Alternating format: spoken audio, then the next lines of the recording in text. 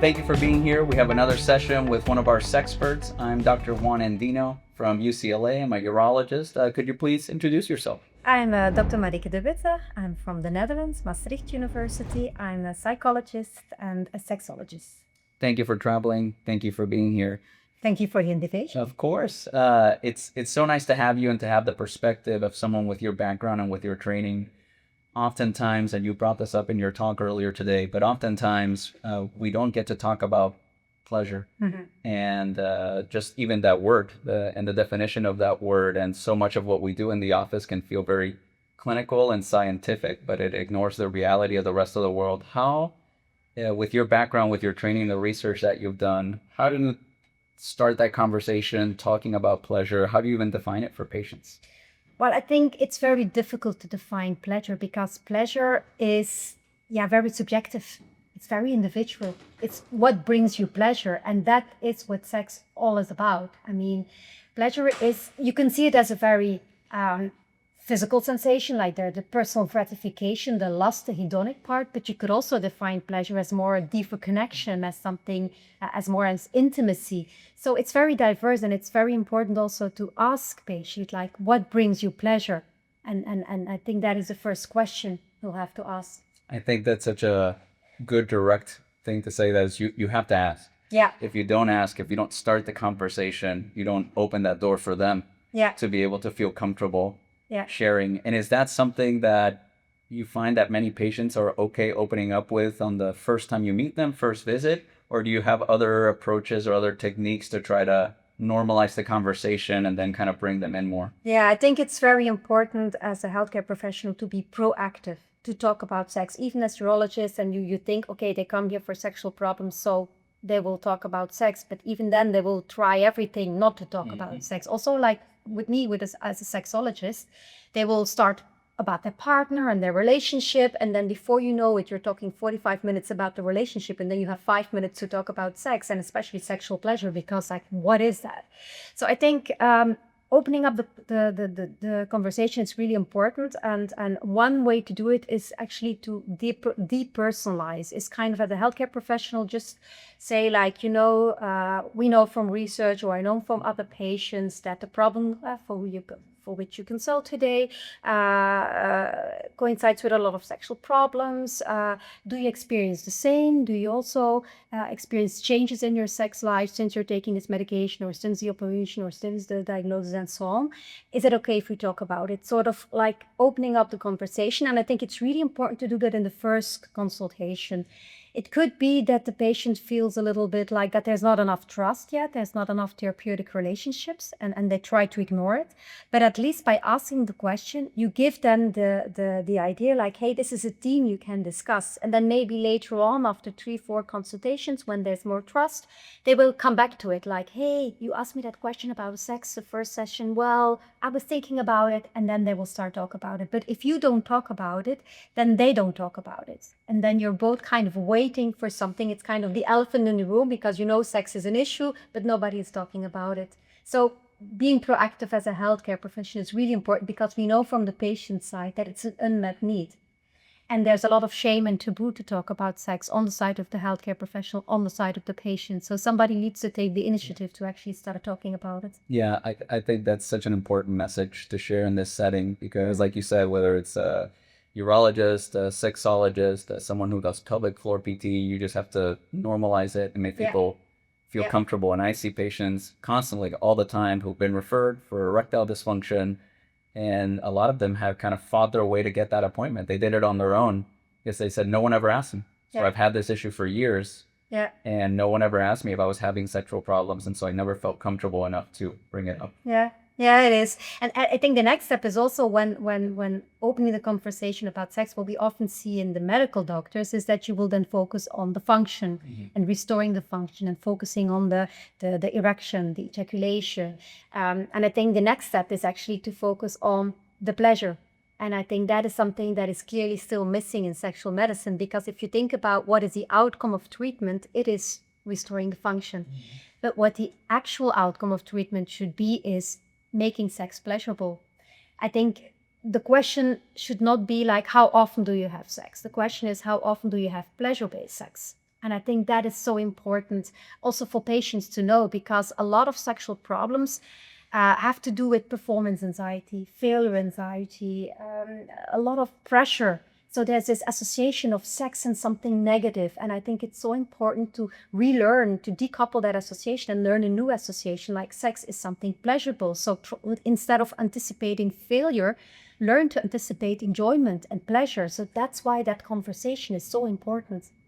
That I love that, because I often try to highlight to patients that, look, I think as a sexologist, a sex therapist, someone for you to have these deeper conversations will be very important, because I'm focusing on kind of the medical urological side, but there's so much more to this. And I try to reiterate, because I think the reaction, there's still a lot of taboo, like we've mentioned several times, on the mental health side of everything, on everything that's related to sexual medicine, pleasure, etc. But a lot of folks will at least appear turned off or not interested in the idea originally, because they say, well, are you saying that it's all in my head? Exactly. And I try to say, no, no, no. No. I'm not saying, I'm saying this is very, very real, what you're experiencing. Yeah. And the fact that it's become a frustrating or a painful or an uncomfortable experience for so long, you've now developed these negative thoughts, and it kind of turns into a ongoing spiral. Yeah, I think it's really important to tell your patients it's body mind, and you're constantly influencing each other, and it's never like or. It's and.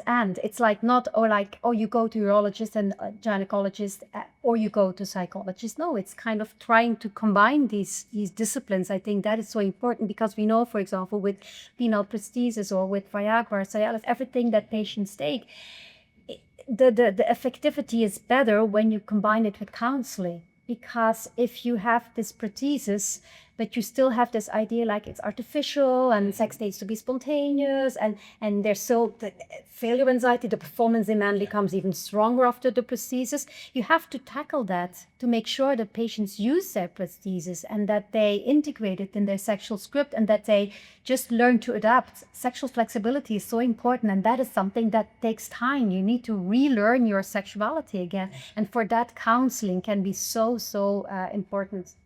Yeah, thank you for highlighting that. I heard you mention this before, and that the pursuit of sexual pleasure may change over time, over medical conditions that someone is dealing with. And so I think for our listeners to know that it's okay, that things are going to change, and that things may feel different after a prostate cancer surgery, what have you. But after adjusting to a new normal, how can we continue to work towards not just a functional outcome, but towards a pleasurable outcome? And indeed, I think it's really important to know that sex is not about how often you have sex, how exciting it is, how much tools you use, how much. It's really about pleasurable sex, and pleasure is just that changes throughout the relationship. There are so many circumstances, so many changes in life, and I think it's important because also in long-term relationships, we know that routine and mechanical, efficient ways of sex can actually kill the sexual relationship, because sex depends a little bit on novelty. So even when there are no problems, it is still so important to communicate to each other and redefine your sexual story once in a while, because if you eat like oatmeal every day, it gets boring. You want to have another breakfast, let's go for a bagel. It's really about change, and change is not in the sense like it needs to be passionate and wow, we have to try out all these exciting things, but it's about adjustment, and being flexible is so important, and that really depends on communication. I think, again, when we come back to the taboo, and it seems as if in our society we talk a lot about sex, but when it comes to talking about sex with your partner, that's something very vulnerable. And we see that in clinical practice, that patients, partners don't talk to each other. And that's also something that we really need to advocate as healthcare professionals, talk to each other, because I think, first of all, you need to understand, what do I need to feel sexual pleasure? What is pleasurable sex for me? And then you need to discover it for yourself, and then together, like, what is pleasurable sex for both of us? And that depends on communication. You need to communicate to your partner what you like and what you don't like, and you cannot just assume things. That's also this myth, like, if you love each other, you just feel what the other wants. That's not true. It really depends on communication, and that's something you can also model in a therapy office. It's like learning partners to talk about sex. Yeah, and actually, can I have you expand on that? Is how often do you work with a couple, both partners, and have that conversation, help bridge that gap. Because I think you're so right. I think there's so many times that the issues are there. Sometimes they even start to verbalize it in our office, but they say, when I get home, I don't know how to start this conversation. Yeah, exactly. I try to work with couples as much as possible. Like I always, when there's an individual patient, I will always invite them to bring their partner along. And I know it's not always possible because of scheduling conflicts or whatever, but I always make them understand that it's so important. Because communication is such an important part. And then it's really about giving them instructions, like, try to find occasions to talk about sex. And it's not like, okay, let's sit on the kitchen table and let's start talking about sex, but it can be a magazine article, something you see on TV.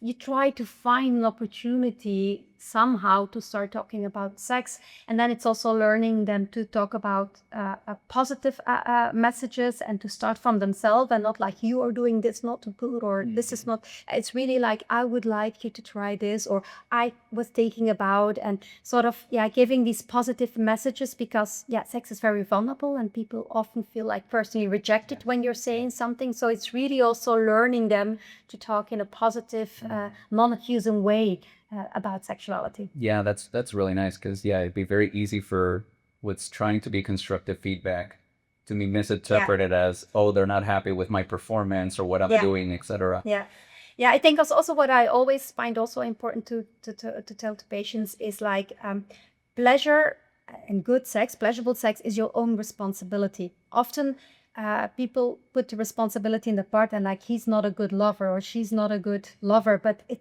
that's not the case. I mean, it's owning your own pleasure. So first of all, you need to know, what do I need to have pleasurable sex? And then it's your responsibility to communicate this in a positive way to your partner, so that he or she knows what you need. You cannot simply assume it. And that's kind of also a way, like, claim your own responsibility. It gives you a sense of agency and empowerment, and that's also very important.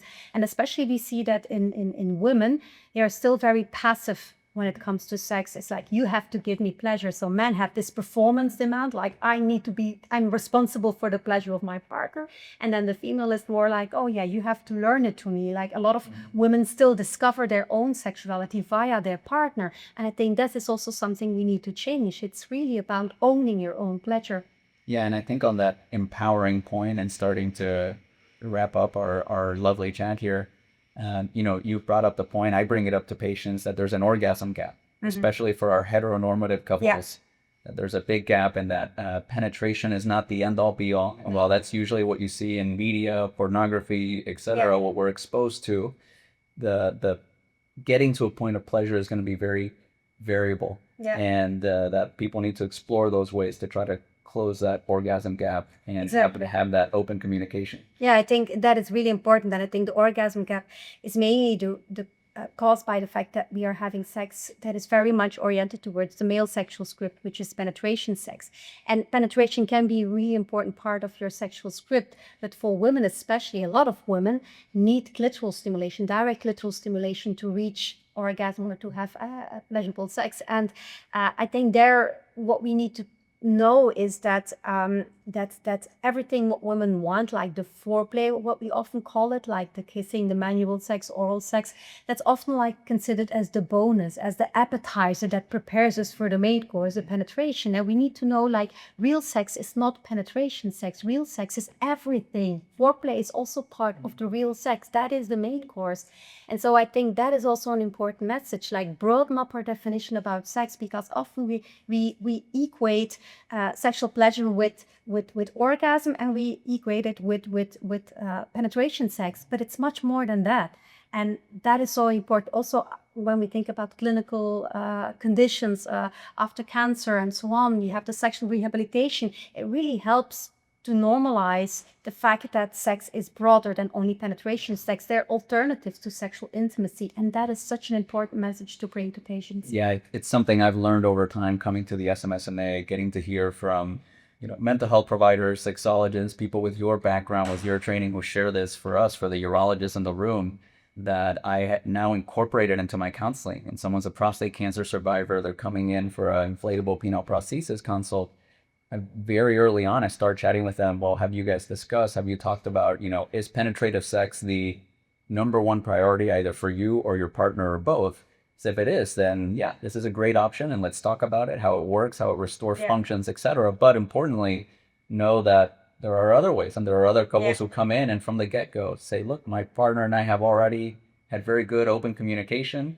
She does better with oral and manual stimulation, and so we found other ways where we both achieve orgasm, both Yeah. achieve pleasure, and we're very happy. I don't think an implant for me, and I say you're totally right. Yeah. It's not. You guys have already kind of sorted out, adjusted to this new normal. Exactly. Yeah.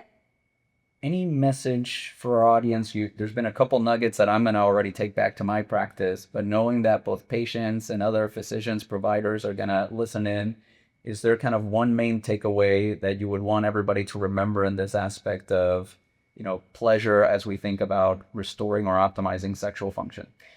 Well, I think the message I always give to patients is that pleasure depends on stimulus context communication, which means finding the right stimulation, what works for you at this stage in your life, because that can have changed because of circumstances, creating a context to have sex, creating an opportunity. Sexual desire does not pop up spontaneously. You need to sort of, grab the opportunity to have sex. So be nice to each other, work on your intimacy. That's also important. And then it's communication. Communicate with your partner. If things have changed, if things are not pleasurable enough, then just talk to each other. And I think these are so important aspects. So as a healthcare professional, to give that message, to say sex is about pleasure, and it's not about penetration. It's not about reaching orgasm. It's whatever brings you pleasure. And as long as it is not hurting yourself or the other, anything is okay. That's excellent. Thank you so much. Thank you for being here.